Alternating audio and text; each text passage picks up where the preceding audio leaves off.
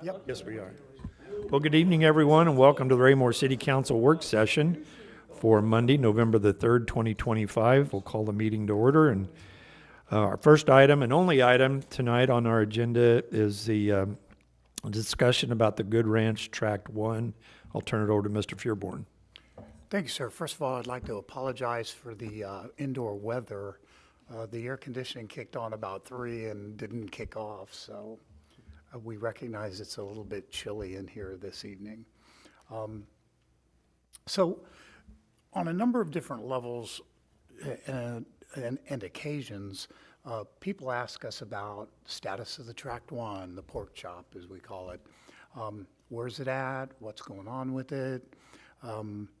So we thought it'd be a good time, and there have been some triggering deals that we'll go into.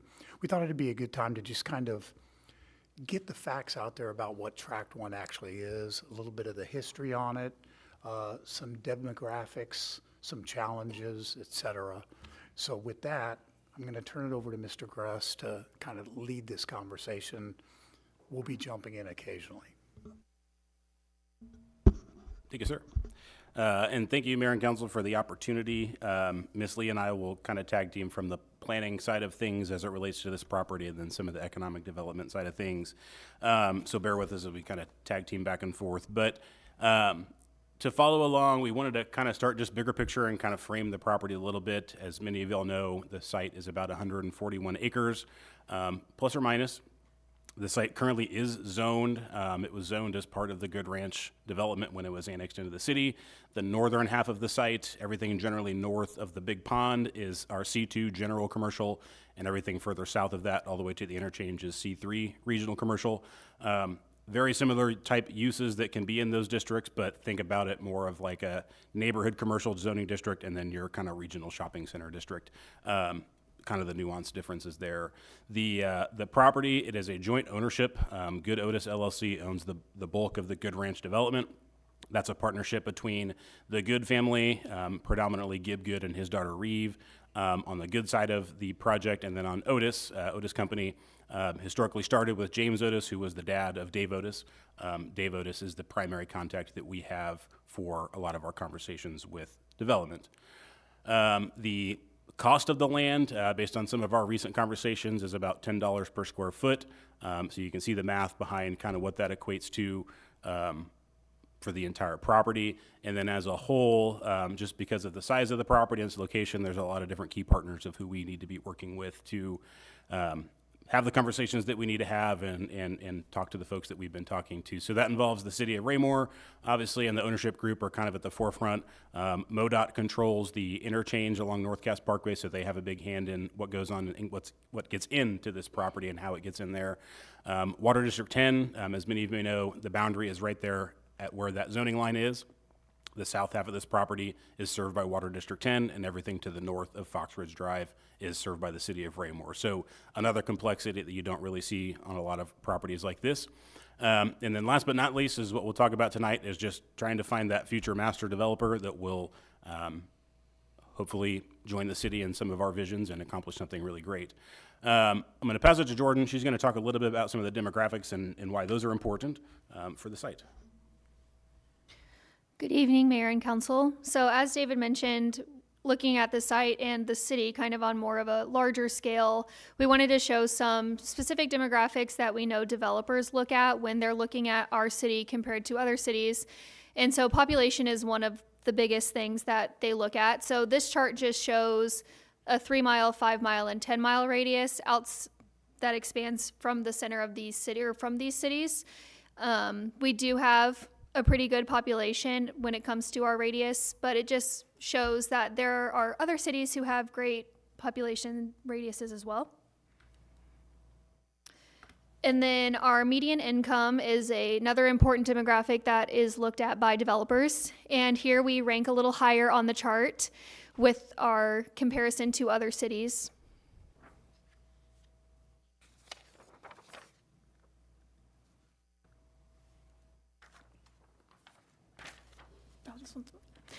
And then we'll come back down to just specifically the land, like David started with. And on this slide, we again go into the details of the cost of the land.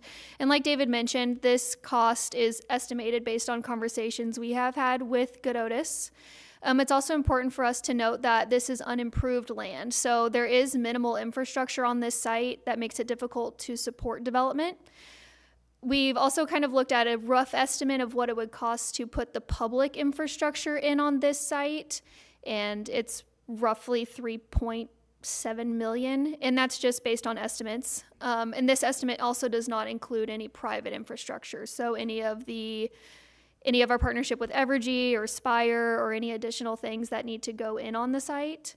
And like David mentioned as well, the limited access to the site from North Cass Parkway is sometimes a hindrance for us when it comes to this property. And as you can see, these are just maps of the infrastructure restraints. So it's kind of hard to see them that big, but you can kind of see on the colored one where the connections are along Dean Avenue. So there is connectivity available for infrastructure on the site, but there is currently no infrastructure on the site. And on the map, you can see the aerial map there shows the existing utilities. So anything in blue is going to be public water, green is sanitary sewer, purple is storm sewer. And if I can direct your attention to the screen real quick, I'll point out some of the boundaries that I was talking about. So where my cursor is here, if you just imagine an imaginary line on the south side of that pond, anything north of that is what is the C2 zoning district. Everything south is C3. That boundary is also the approximate boundary of where the city and Water District 10 boundaries split.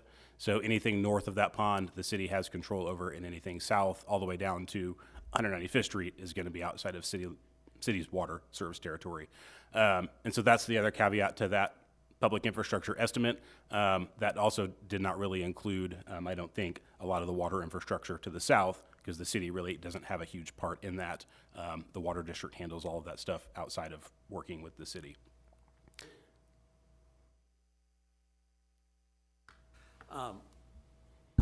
So if you built a large structure and it overlapped that boundary, is it based where like the main water main is, who would be the service? Versus like, you know, if half the building's in the other water district and half is in ours, is it based on which side of the building the main water main's on? Most likely it would be based on where the meter is, Yeah, okay. where they set the meter. And it's an odd situation here, so Mr. Gress, if you could put the cursor back on Dean Avenue there. At the spot where the split is, we actually have a meter vault. And our settlement agreement with the water district during the lawsuit, that vault is there because we actually sell the water district the water that they use at the cost that we have it at. We did that to avoid a lengthy appeal on the case that we won at the federal level with them. So when this develops, north or south, and obviously we'll get to it, but all of the developers who've come in here recognize the commercial to the south end of this particular piece of property. All of that is going to be us selling water to the water district that is immediately coming out of that vault and going west. And in fact, even now we have difficulty. We're in kind of a difficult situation with Newly and the fire water that they're needing as far as pressure is concerned. And we're working, part of it's our responsibility, part of it's because of the vault being there. And so it's a complicated issue, certainly. All of the utilities on this site are a challenge and a complicating issue.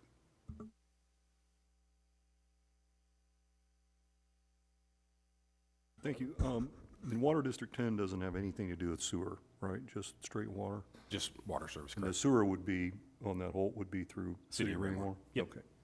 And we have plenty of sewer capacity here with the lift station right down to the south. So that's, fortunately, a utility that's really not a capacity problem there.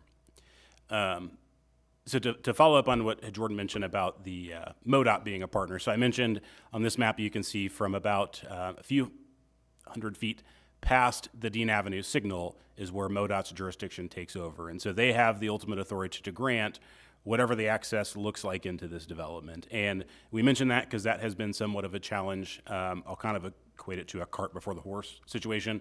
MoDOT, typically, they're going to want to see everything about this site, the uses, the traffic, things that would be wrapped up in a traffic study before they are really willing to give a formal approval of the type of intersection that they would be willing to support here. One of the things you'll see in a slide to follow up is the importance of access management, congestion mitigation, and all the things that we strive to kind of mitigate in this part of the city. But that does create a little bit of a challenge because a lot of the discussions that we have on the front end with developers that Jordan's in on, developers want some level of comfort of what that access looks like. That kind of influences the folks that they want to talk to. And so sometimes we get in this situation where we can't get to this until we get to that. And so not every site in Raymore that we have has an overlap with MoDOT. So it's just another added partnership there that the city has to keep an eye on and kind of nurture as we go through these different projects. David, what was that west-facing cone drawn on the map, on the right image? The cone you've got there with the circle?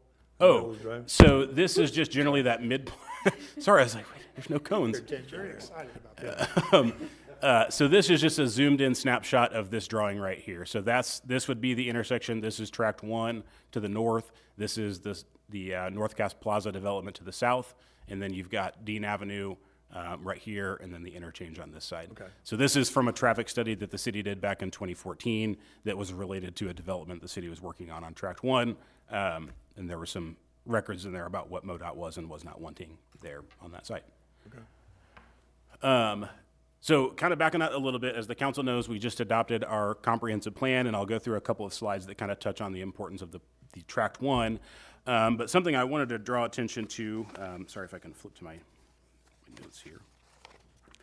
One of the things that you'll hear us talk about tonight is the importance of the balance of land uses in the city and just development in general. So with the comprehensive plan, we had conducted a retail market analysis that just kind of looked at our growth, current population, and kind of what demands could be met by our growth in general between now and 2045. So what you see on there is just through all of that growth and some assumptions that were made, the city can support anywhere from 687,000 to 796,000 square feet of new retail space. And the interesting thing about that is that really is, that's not as much retail space as you would think. If you kind of think about, a Lowe's is about 40 to 50,000 square feet. Sam's Club, as I think, is 60. So the important thing to note here is that while this is one of our premier sites that the city has tried to develop over time, we also have other commercial properties in the city. And so one thing that we look at as a whole is we don't want to cannibalize our commercial opportunity on other sites in the city.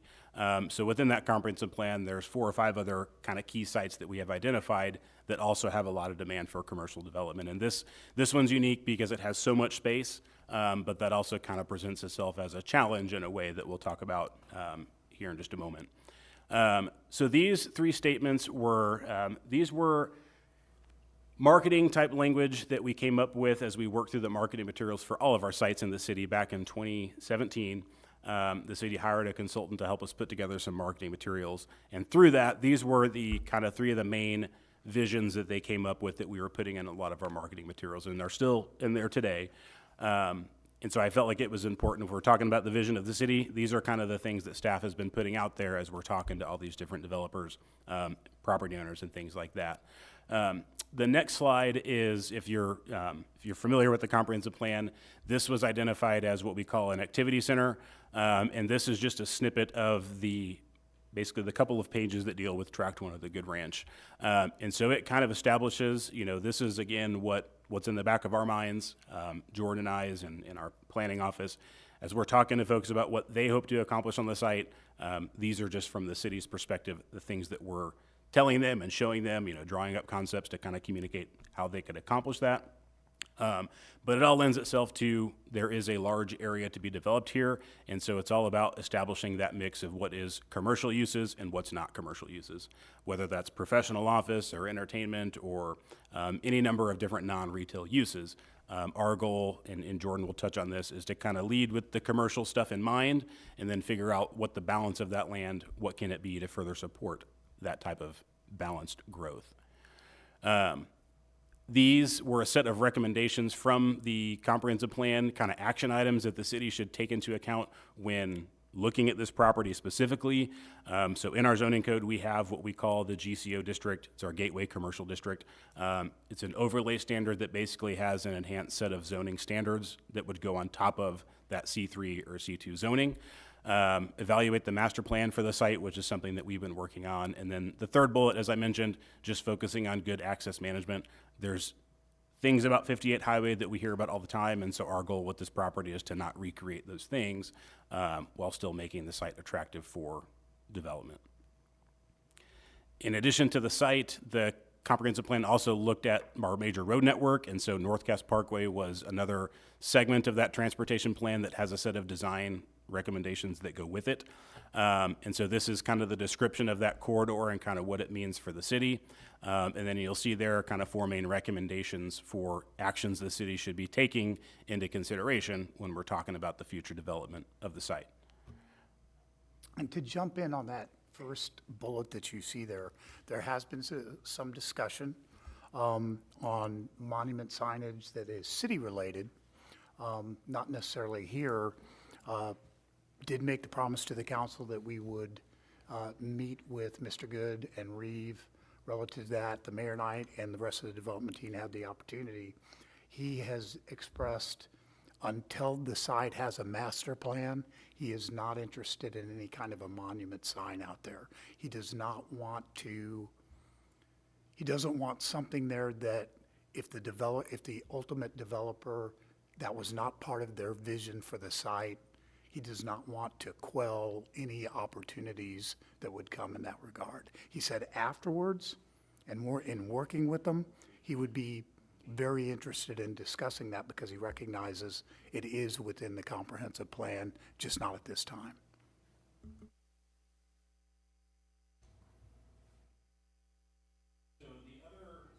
The other items we wanted to share with you all, just as it relates to our discussions, again, a lot of what Jordan and I are doing are bouncing ideas around internally and kind of giving feedback to folks that are coming to the city to talk to us. And so what you'll see on the left-hand side here, as I mentioned, access management. One of the things that we did a couple years ago was just outline for this property, these are the access points that the city supports.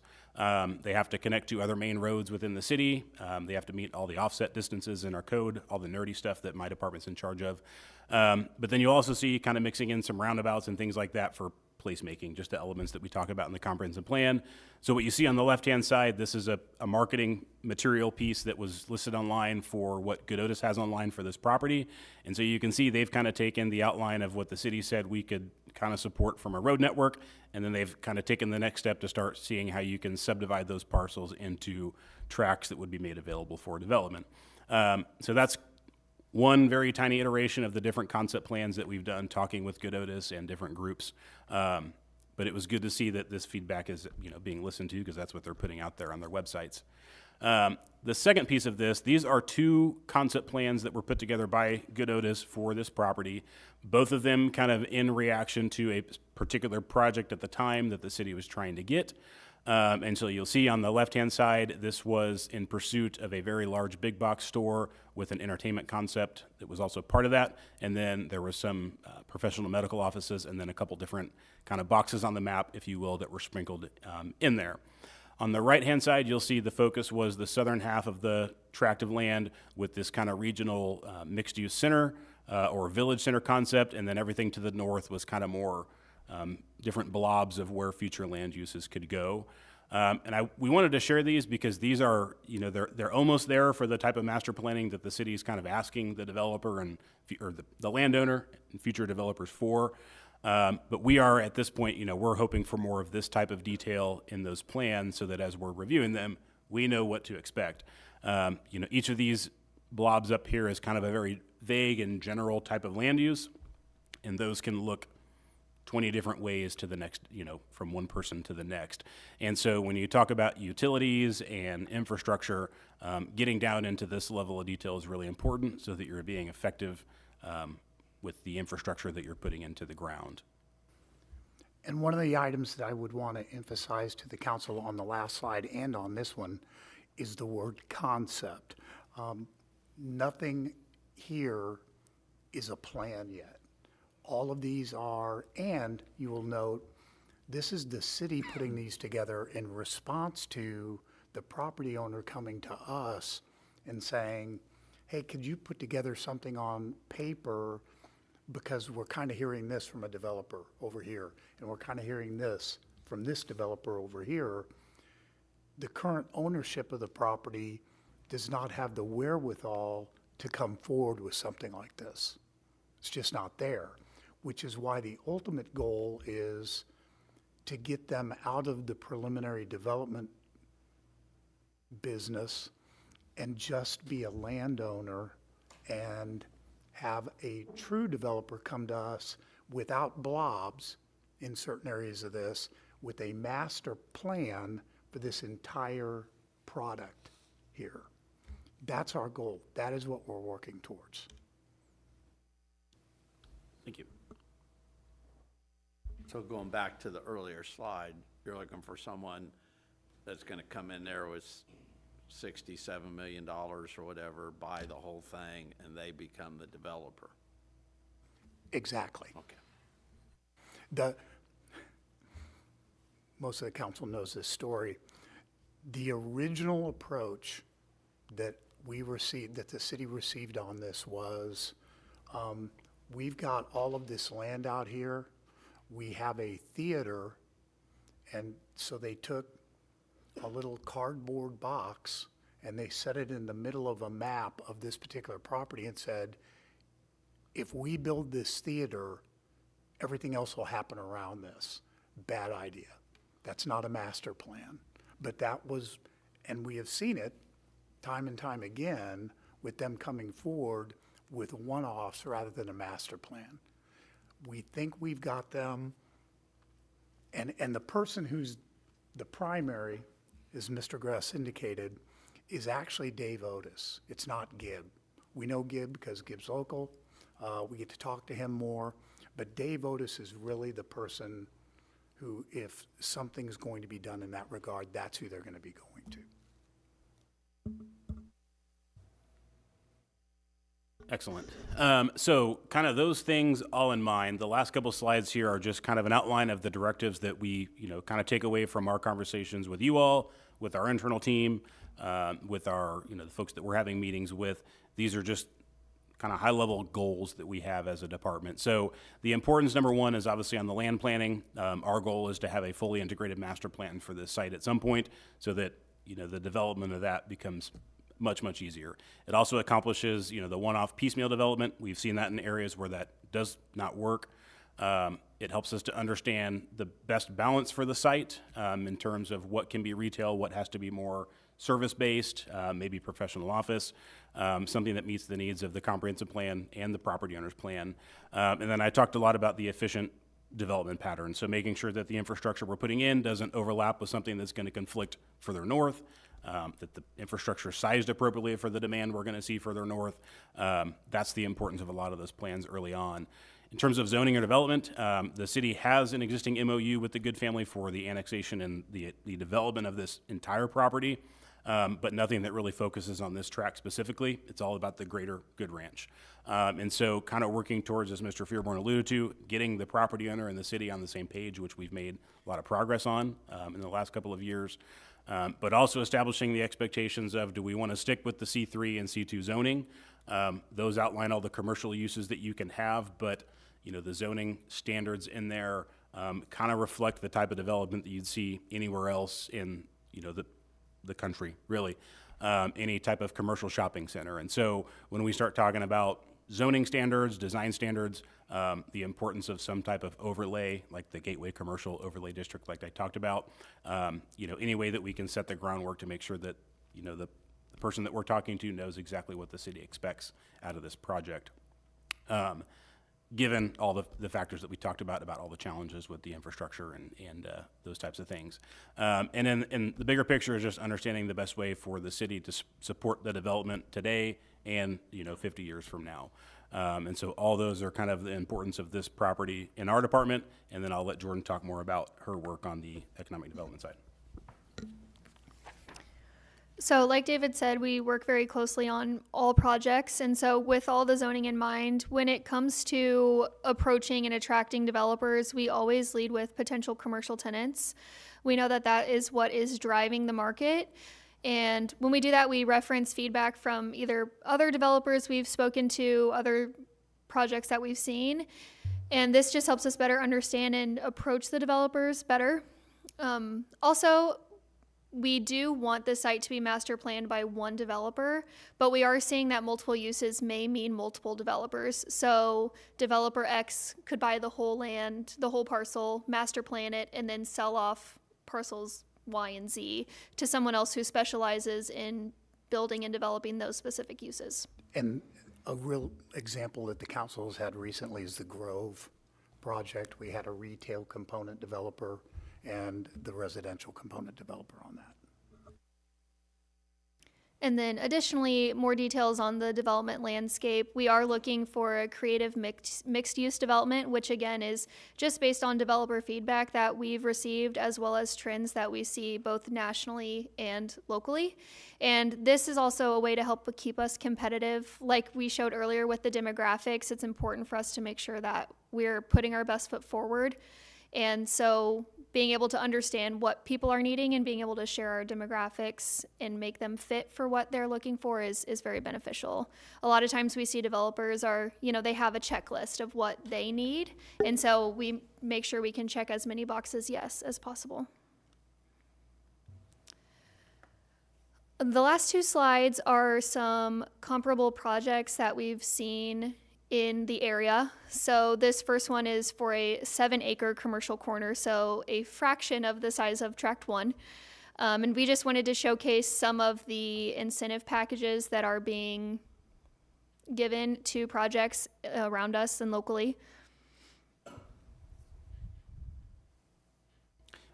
The importance of these, as we kind of talked about, is there is an infrastructure need on this site to make it developable. And so we know to some extent that some sort of assistance is going to be requested from the city to make this site check the box, as Ms. Lee said. And so, I wanted to dovetail on something that she said. Our goal, and really her goal, but in our department, is to make sure that the city is helping out where it is needed, and really no more than that. The city has a policy that we follow when it comes to these types of things, and so it helps us to kind of understand what other cities around us are doing. In a lot of cases, you'll see here, a lot of cities are going above and beyond their policies to get these types of things. And so I just wanted to kind of frame these next couple slides, just the importance of staying competitive with the rest of the region.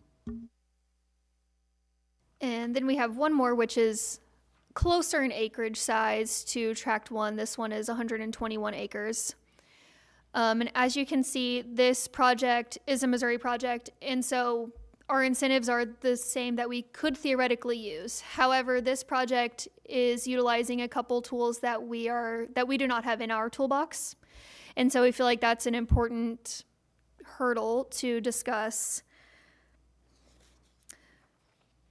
So additionally, we wanted to share these two projects just to show that these are both kind of messy and complicated incentive packages, right? It's not just a basic TIF across the board. A lot of cities are trying to use multiple tools to be able to get the developer to where they need, like David said, helping where we can when it comes to the infrastructure cost and sometimes being creative with those tools that we have in our toolbox. I have discussed with our economic development attorney, with Gilmore and Bell, how we can be proactive when it comes to these projects. We understand that when a project is coming forward for approval to council, it's not really the time to get into the weeds. Well, it is time to get into the weeds of the incentives, but it could be helpful for us to have conversations beforehand just about how the tools work, what would be the best tools for us to use, what tools do we even still have at our discretion. So if we discuss kind of how to do that moving forward, if that's of interest.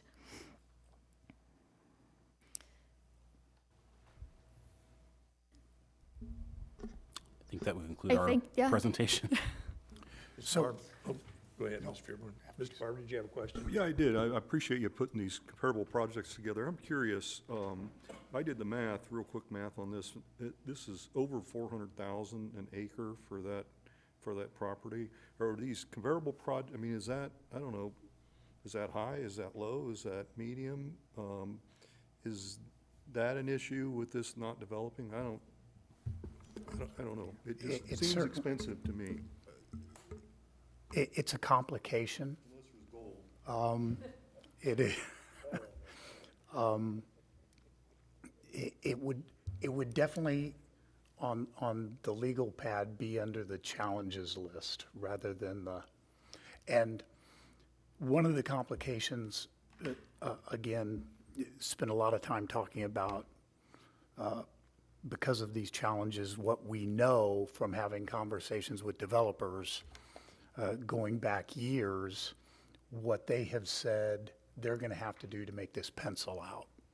And so we have some background on that.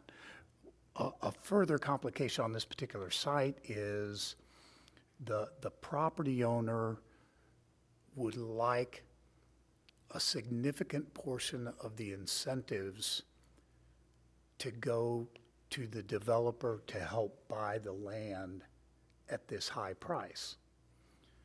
And the developer's pushback to the property owners has been, we need that money because of the utility challenges and the infrastructure challenges that are going to go with this site. And that has been, there have been, you all don't get to hear about it, but again, all the information you're hearing tonight is based on conversations that we have had to try to get to a finish line, and developers telling us why they couldn't get to the finish line on a variety of topics. So is the land price one of those? Absolutely, sir. To add on that, yeah, I've been involved in quite a few of these, and it exactly what you said. It seems like the property, once the property owner sells, they're out. They're gone, they're out. Us, the city, we're, I don't want to say stuck with it, but we own it now, the incentives and all that, we own it. And to me, it makes better sense, if we're going to incentivize somebody, it should be the person that's actually investing in Raymore, not just cashing in and leaving. That's my whole point in asking if this land is too expensive. Anybody else have any questions? Mr. Baker? I got a few here. I guess, first of all, when you say mixed use, what is the definition that you would be applying to this property with that term? There really isn't a defined definition that we have. The notion that we were getting at is that it's not, staff doesn't feel it's viable for that entire site to be 100% retail. And so you're looking at a mix of different service industry things, whether that's, you know, nail salons or things that don't generate sales tax, whether it is professional or medical offices that fill some of that space, whether it's some sort of residential that backfills some of that space. We don't know what that mix necessarily is, but, you know, our information would tell us that that site is too large for it to be 100% retail. So, you know, as Jordan mentioned, a lot of our time is spent reacting to things that we are shown. And so that's kind of our goal, is kind of balancing how much of it is not that and how much of it is retail. Okay. And then, do you think obviously, I guess two questions. The infrastructure, I've always heard, has been a hang-up down there. I mean, that's, 3.7 million or whatever to put just the basic infrastructure in. Do we have any tools? I know Belton was using something on 163rd about a co-investment with a property that, as far as like the infrastructure, is there things we can do from the city side to invest in that? I mean, besides, that stuff, I could see that would be a hang-up for a developer right out of the gate, is a big piece of property we want infrastructure in. It'd be a chance on our part whether or not it developed. But then again, is there things we can do with that? There certainly are. I don't really know the specifics of I know the site you're talking about in Belton, but RDP or something? I don't know the specific tools. We've talked about an RFP, and we've had a lot of good conversations with Goodudis about that approach. We've used tools before, though, for infrastructure. The best case example I can give would probably be the interchange that was built. There's a whole layer of different TDDs and CIDs that were approved to build that interchange.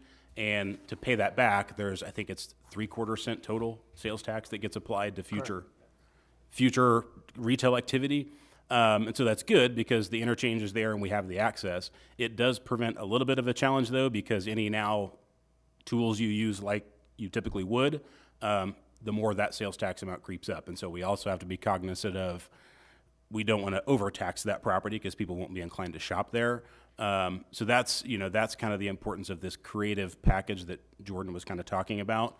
We used one of those good tools to build the interchange, and now we have all this potential, but there's still a lot of on-site infrastructure that needs to be addressed as well.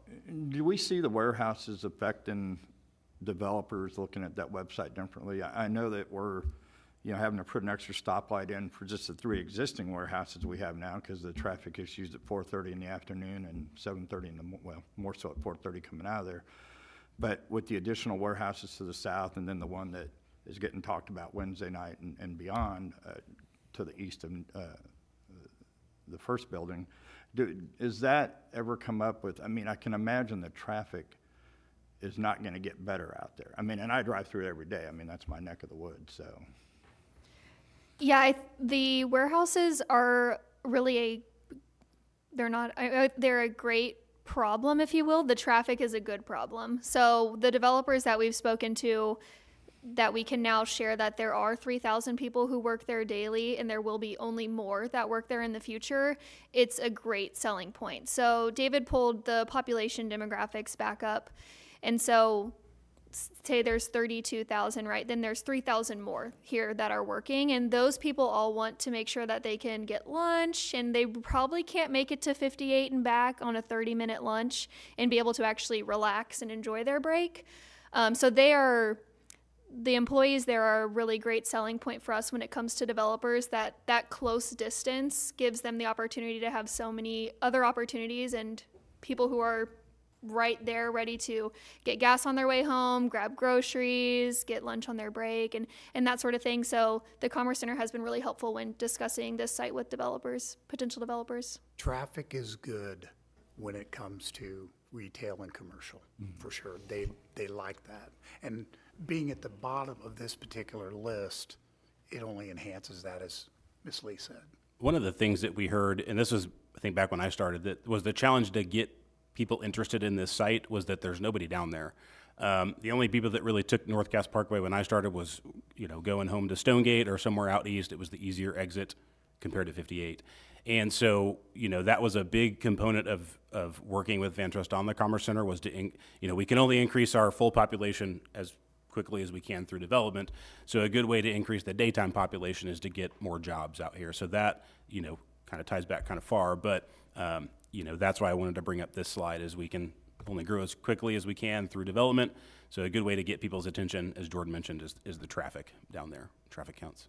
And then lastly, I mean, I've talked about it a bunch, is I think the future of Raymore has got to be tax revenue. I mean, it worries me that all this abatement and stuff like that, that costs us money initially, but, with a pull factor of 0.74 and limited entertainment options in Raymore, limited restaurant options, I mean, that area is prime, obviously, that I think the true entrance to Raymore, because 58, you have to drive a half a mile through all what Belton has to offer to get to Raymore. So, even like the Olive Garden, they want to be by the highway. Had that area been developed, I think there'd been a good chance they would have went down there just for visibility, access, and then, but they would have been part of a master plan at that. They wouldn't have built there by themselves with every, infrastructure and all that. But I do think, is the price high or not? I mean, that's a realistic world of private sector. Public sector can say it's only worth $10, but, he or she who owns the land, and if there's, need for it, and we've seen that on other properties, they're ultimately going to have the upper hand there. But I think, as far as tax revenue for the city down the road, that is why I've talked about it nonstop, that is the future of Raymore, I think, in our tax revenue, without having to tax our citizens even more money, so. I think that, and again, as I'd said earlier, most of this is data and the result of conversations that we have had with developers, real life people who are out here.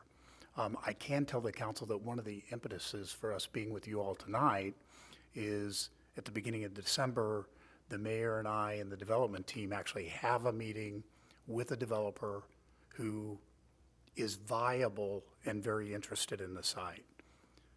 I suspect a significant component of that is going to be the same thing we've heard from the other developers, not us. The land price is really high. That's not coming from staff doing an analysis. That's coming from people who are out here wanting to buy the land. Now, we hear that a lot on it. Landowners saying, no, it's reasonable. Developers going, it's absolutely unreasonable. We hear it. That's for you guys to decide and come to an agreement on.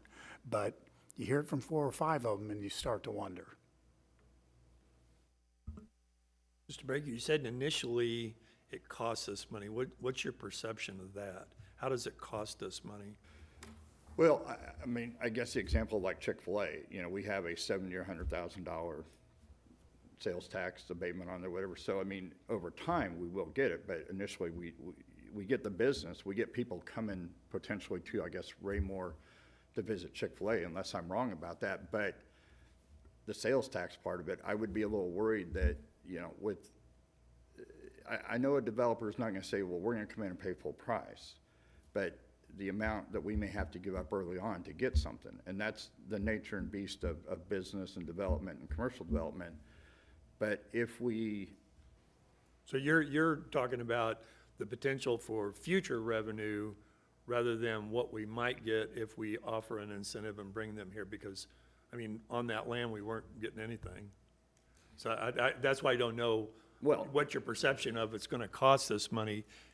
We might not be able to get as much revenue off a source we're offering incentives to, but it's still more than zero. that's a good point. I guess what is that happy number though? I mean, something is better than nothing, but then you have to look at the whole of like, between traffic and what road use may cost us and all that. I mean, there's a lot of factors I've learned in the last 3 years of law enforcement and that I just think that's such a prime piece of property that and again, it's all negotiations. I agree with Mr. Fearborn. I mean, we don't control what someone's gonna pay for it. We don't control what the goods are gonna offer it for. But at the end of the day, I do think for a future Raymore, looking, not something 20 years from now, we can start collecting 100% of the, the tax generated off of that, or like once we get past Chapter 100s and all that. I think any sales tax abatement over time could be limited maybe by other, and again, not my department of expertise, but something we can do to get someone in there to get sales tax revenue. Because I think the more sales tax revenue we get from people outside Raymore, I mean, that's what I've always said. We don't need something that the rest of the metro has out here, because frankly, the only people using it will be Raymore residents. If we, like when I first ran, if we got a Lambert's, like they have down south, something unique to the metro, then we have people coming out here to visit that. Then we have people visiting everything else we have to offer in Raymore. But it's that outside money coming into Raymore is what's going to benefit us long-term, not static revenue that we you know, our residents now spend more money outside Raymore than they spend inside Raymore. And that's the part I think we really need to focus in on. How do we capture getting the pull factor from 0.74 climbing closer to 1 without giving up the farm? And I think a lot of that is through outside people coming here. It's a very challenging department they have down on that end of the table that, you know, it's hard to get someone just to build and come out here. I think before I got elected, we were at Johnny's that first night, and someone came up to me and said, hey, we need to build a Johnny's out south. And then the comment was, well, you should build one. I mean, we don't build restaurants and stuff. We facilitate some of it through zoning, but at the end of the day, I think we do need to look for things that are unique and throw it out there that, you know, like a Top Golf, it's already in the metro, that's not unique to us, but what are things out there that a developer could bring to us and we could help a developer? I mean, I was talking to someone today as they were going down 49, and they really weren't familiar with the area, but I said, hey, did you go through Raymore? And I said, we don't even know where Raymore was. And I said, you were facing it on the open field. Had no knowledge that was Raymore there, because there's no identity right there, other than the MoDOT signs. I mean, they control everything now. But, you know, that's why I think sign, you know, it's unfortunate that he's not one good. I get the point. But the identity to get people out here, especially when they tear down the bridge and they route a lot of that traffic to the North Cass exit and come across, again, excellent opportunity. I mean, it probably wouldn't happen that fast, but if people knew, hey, this is the future of Raymore down here, it's something that's going to open eyes. And that's a part I've always seen from day one. I think that is the future of Raymore in that area, so. That's when we should do our traffic. Well, we are certainly hoping for a breakthrough the first or second week of December. And again, we'll be listening to them, and we would hope that sometime in early 2026, that could lead to something where we're bringing somebody to you all for the first time that might be interested in this. And of course, we listen to them. With any developer who's going down there, they're going to have their own stable of ultimate users that they're familiar with, that they're comfortable with, that they're proposing to us. They listen to us as far as, hey, have you thought about them, and have you thought about this? We're always writing people, letting them know that this is here as far as end users are concerned. But this thing has to start with getting a legitimate deal between developer and that landowner that's down there. Sonia? Just a question to kind of make a point. So you shared a couple projects with us that had a creative package of incentives. Are there any projects that you can share in the area or even far away from the area that don't have any incentives? Good question. We have not found any that haven't used any type, haven't used a type of development, yes, incentive. So being creative and open-minded is what you're asking us to do.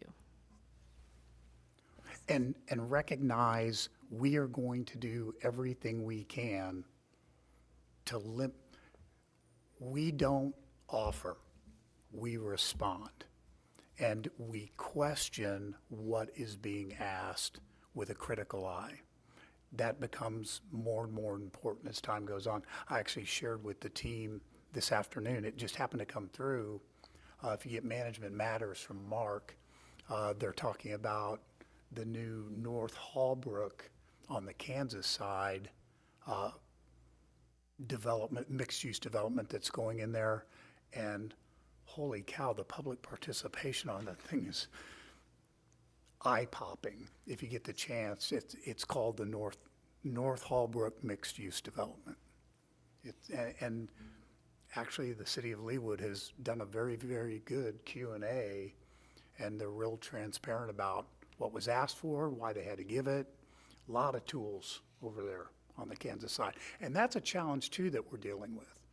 We're a border city, so we're not only we found that out with Newly, and we're fighting the state of Kansas with a number of incentives and packages that we can't even offer. They don't exist on the Missouri side. In addition to that, you know, the county line has also become a barrier for us as well, as Ms. Lee mentioned, there's use of tools on this particular project, not to name the location, but the majority of those, the city of Raymore just legally cannot use. And so that's just reinforces the need to get creative. So what generally might come through as a very complex thing is usually just a way to try and accommodate the tools that others can use that we can't. Has everybody been following the issue in Lee Summit with the development that was going to be the Costco?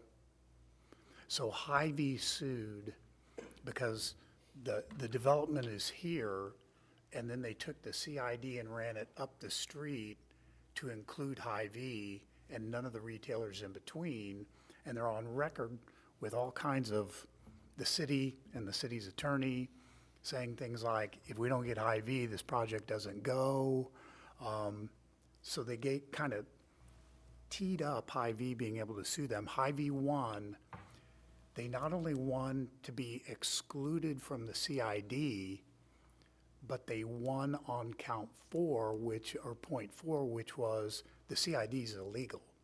So that entire thing completely unraveled. It doesn't exist now. A situation that on the side is worth a letter to Costco letting them know that we have land that they don't have to worry about.